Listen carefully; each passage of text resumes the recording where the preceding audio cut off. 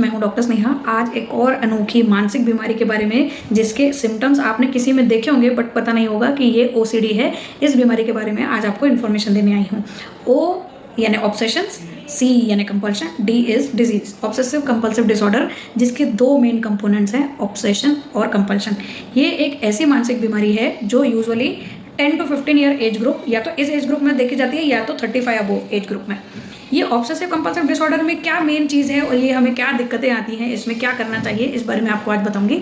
Obsession मतलब मन में एक ही विचार बार बार आना, आसक्ति हो जाती है एक ही चीज़ से, हम बिल्कुल अटैच्ड और बिल्कुल बार बार वही चीज़ हमें डर या चिंता बार बार जताती रहती है। ऑब्सेशंस मतलब इस प्रकार के हो सकते हैं कि obsession of contamination, obsession of symmetry, obsession of perfectionism, obsession of checking.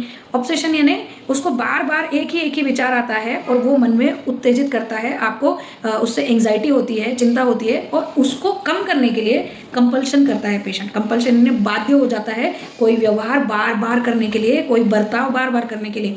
For example obsession of contamination यानी गंदगी का डर या गंदगी के बारे में अति चिंता होना कि ये गंदा हो गया है या कुछ गंदी चीज़ दिख गई, घर पे आए कोई मेहमान और किसी ने कहाँ टच कर दिया या कोई बेडशीट पर बैठ गया, तो वहीं उसको ऑब्सेशन ऑफ कंटेमिनेशन शुरू हो जाता है कि अब गंदा हो चुका है, इट हैज़ बिकम डर्टी। और अब इनके जाते ही तुरंत पेशेंट यूजुअली फीमेल्स में देखे जाता है ज़्यादा OCD, but it can also be seen in males. तो क्या होता है, उन्हें जैसे ऑब्सेशन यानी बार बार अति 1 घंटे में करीबन 10 बार 20 बार 50 बार विचार आता है कि ये चादर गंदी है, ये चीज़ें गंदी हैं, तो उससे क्या करेगा वो, उस बढ़ती हुई घबराहट और बेचैनी को कम करने के लिए कंपल्शन करने लगते हैं। कंपल्शन यानी रिपीटेटिव बिहेवियर। क्या इसको, अब गंदगी है तो इसका मतलब इसका कंपल्शन क्या होगा, ये मन की शांति कब आएगी, जब इसको हम धो देंगे। तो वो मल्टीपल टाइम्स सारी बेडशीट्स को धो देना, अनायास जिन चीज़ों को हाथ भी नहीं लगाया या आशंका है कि इसको भी हाथ लगाए उसको भी धो देना, बार बार हाथ धोने लगना मल्टीपल टाइम्स। नॉर्मल साफ सफाई और ये जो अति है ये डिजीज़ है। नॉर्मल साफ सफाई तो हम भी रखते हैं पर हम चिंताग्रस्त नहीं होते हैं कि अरे ये खराब हो गया है। हमें नॉर्मली एक बार दिखता है कि हाँ कोई चीज़ खराब है, हम उससे यार हाथ धो लेते हैं, पर ये लोग 10 बार 12 बार, और जैसे जैसे समय बढ़ता है, बीमारी बढ़ती है, इनके हाथ धोने की प्रक्रिया, उसमें लगने वाला समय, नहाने में, कपड़े धोने में, सारी चीज़ों को धोने में, साफ सफाई मेंटेन करने में समय धीरे धीरे बढ़ता जाता है। मेरे पास पेशेंट आई थी, उसे ओसीडी था, तो वो लगभग पहले 1 घंटे तक नहाती थी और धीरे धीरे क्योंकि उन्होंने ट्रीटमेंट नहीं ली समय से, तो लगभग जब 3 साल तक की उसको बीमारी हो गई तो वो कम से कम 4 या 5 घंटे नहाती थी कंटिन्यूसली। तो आप समझ सकते हैं कि इन्हें पता है कि ये हम जो कर रहे हैं वो अति है, बट वो क्यों नहीं रोक पाते, क्योंकि मन में इतने बार वो विचार आते हैं कि ये गंदा है, ये गंदगी है, और उन्हें सहन नहीं होता। These become filthy intolerable thoughts for them.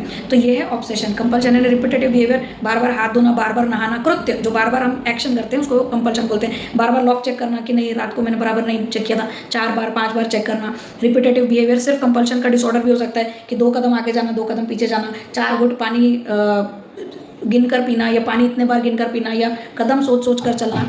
ये repetitive compulsive thoughts, repetitive thoughts, और वो भी इररेलेवेंट, जो उन्हें पता है कि काम के नहीं है बट वो मन को रोक नहीं पाते। चिंताग्रस्त रिपीटेटिव थॉट्स आते हैं, उसको कम करने के लिए या उसकी मन की शांति के लिए वो रिपीटेटिव एक्शन करते हैं जिसे कंपल्शन बोलते हैं। इसमें यूजुअली ब्रेन में सेरोटोनिन की लेवल बहुत कम हो जाती है, तो यूजुअली जो हम ट्रीटमेंट देते हैं, जितना जल्दी इसका अर्ली डायग्नोसिस एंड ट्रीटमेंट करेंगे उतनी जल्दी फायदा होता है, क्योंकि 80% of the serotonin receptors get affected in this disease, that's why it is a little complicated. अब इसके साइड इफेक्ट्स क्या आएंगे, आप कहेंगे हाथ ही तो धो रही है या नहा ही रही है, साफ सफाई कर रही है, इसमें क्या।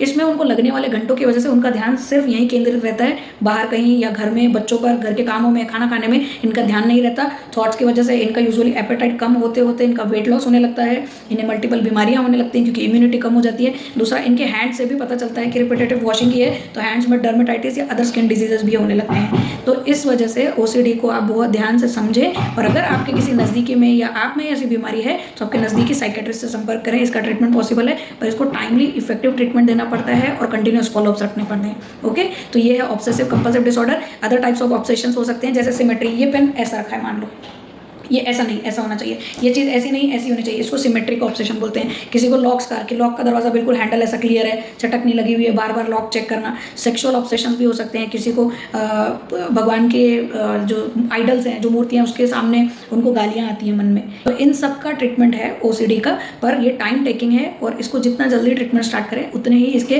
प्रॉब्लम्स या कॉम्प्लिकेशंस कम हो सकती है। ओके, तो ये थी जानकारी obsessive compulsive disorder. This is a type of anxiety disorder and it can be treated when it is early diagnosed. Okay, thank you.